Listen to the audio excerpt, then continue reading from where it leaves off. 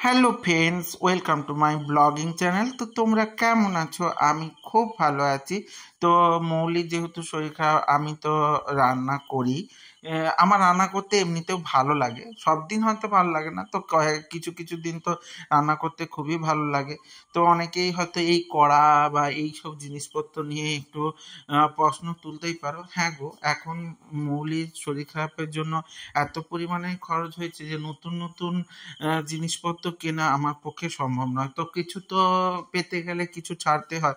এগুলো অনেক আগেকারই, তো সেগুলো তো এরকমই একটু দাগ দাগ হবে। তো সেটা নিয়ে এখন ভাবার মতো সময় নেই। এখন আমাদের ভালো থাকা এবং মৌলিক ভালো থাকাটা ডিপেন্ড করছে, কারণ প্রতি মাসেই প্রচুর পরিমাণে খরচ, ওর চেক আপ, তারপরে প্রতি মাসেই আমাদের দুজনের ঔষধ, তার সঙ্গে ছেলের পড়াশোনা, এগুলো আগে দেখতে হবে। ওগুলো অবশ্যই হয়তো পরে হয়ে যাবে। তো এটা দেখো, দুধ রেডি করা আছে। তো তার সঙ্গে সঙ্গে মশলাও কাকিমা রেডি করে দিয়ে গেছিলো। আর আমি চিংড়ি মাছগুলোকে ভালো করে নুন হলুদ মাখিয়ে একটু ভেজে নিয়েছি। তো তোমাদের সঙ্গে কথা বলতে বলতে ওটা দেখিয়ে দিয়েছি, কিন্তু বলা হয়নি।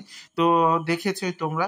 এরপরে কিন্তু আমি তেলের মধ্যে আদা পেঁয়াজ টমেটো এটা দিয়ে একটু কষতেছিলাম, তার সঙ্গে সঙ্গে নুন, তার সঙ্গে হলুদ এবং শুকনো লঙ্কা এবং কাশ্মীরি যে চিলি পাউডারটা হয় ওটা একটু দিয়ে দিয়েছি। সঙ্গে একটুখানি জিরে গুঁড়ি দিতে পারো তোমরা, যারা মনে করবে। আবার অনেকে জিরে গুঁড়ি দেয় না, আমি কিন্তু জিরে গুঁড়ি দিই না, কারণ জিরের একটা স্মেল আছে তো, এবং গ্রেভিটাও একটু মানে হালকা হয়ে যায়। আমি একটু রিচ রিচ রান্না করাই পছন্দ করি। তো এইভাবে আমি কিন্তু কষিয়ে নিচ্ছিলাম পুরো গ্রেভিটাকে।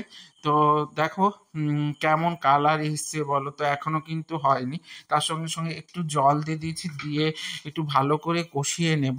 তো তোমরা কেমন কি রান্না করো আমাকে একটু জানিও। আমি যে খুব ভালো রান্না করতে পারি তা নয়, তবে ছোটবেলা থেকেই কখনো কখনো রান্না করতে হয়েছে, কারণ মাওরও খুব শরীর খারাপ ছিল একটা টাইমে। তো সেগুলো নিয়ে তোমাদের সঙ্গে পরে শেয়ার করব। তারপর দেখো চিংড়ি মাছগুলো দিয়ে দিয়েছি এবং চিংড়ি মাছগুলো দিয়ে কিন্তু একটু কষিয়ে নেব। তবে আমি চিংড়ি মাছগুলো কিন্তু বেশি ভাজিনি, হালকা একটু উল্টে পাল্টে নিয়েছিলাম, কারণ যাতে একটু ভাজা ভাজা হয়ে যায়। কিন্তু প্রচুর পরিমাণে ভেজে দিলে আমার মনে হয় চিংড়ি মাছগুলোর কিন্তু গ্রেভি চিংড়ি মাছের মধ্যে ঢুকবে না। তাই একটু কম কম ভাজা হলেই কিন্তু খেতে ভালো লাগবে। তারপর দেখো ভালো করে কষিয়ে নিচ্ছিলাম। তো কষিয়ে নেওয়ার পর কিন্তু আমি জল যেটা দেব সেটা অনেক পরেই দেব। তো আগে কিন্তু ভালো করে কষাতে হবে।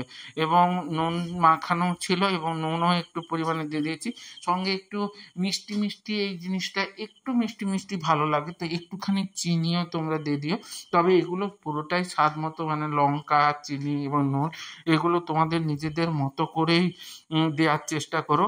আমি যেমনভাবে, আমি কিন্তু একটু ঝাল ঝাল বানাতে পছন্দ করি, তাই একটু বেশি পরিমাণে লঙ্কা দিই। তো আমার রেড চিলি পাউডারটাও দিই, তার সঙ্গে সঙ্গে একটু লঙ্কাও দিই। আবার অনেক সময় কাঁচা লঙ্কাও ব্যবহার করি।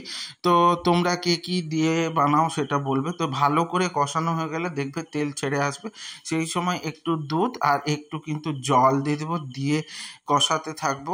তো ভালো করে কষিয়ে নিয়ে দেখো একটুখানি জল দিয়ে কিন্তু কষালাম। কষানোর পর একদম লাস্টে বেশি পরিমাণে জল দেব। দেওয়ার পর কিন্তু আমি এটাকে গ্রেভি করেই করব। তো ভালো করে যাতে সেদ্ধ হয়ে চিংড়ি মাছের ভেতর ঢুকে যায় মশলাটা, তাই একটু ভালো করে কষিয়ে নেবো। আমার কমপ্লিট হয়ে গেছে প্রায় রান্নাটা। তো নামিয়ে নিচ্ছি। কেমন দেখতে লাগছে বলো। তো তোমাদের এই ধরনের ভিডিওগুলো যদি ভালো লাগে তাহলে অবশ্যই লাইক কমেন্ট শেয়ার করে দিও। আর ইউটিউব থেকে দেখলে অবশ্যই তোমরা সাবস্ক্রাইব করে দিও এবং সাথে থাকা বেল আইকনটা ক্লিক করে দিও, যাতে আমার ভিডিওগুলো তোমাদের সামনে সবার প্রথমে চলে আসে। তো এইভাবে আমার সাথে থেকো। অবশ্যই দেখা হচ্ছে পরবর্তী একটা ব্লগে। ভালো থেকো, টাটা।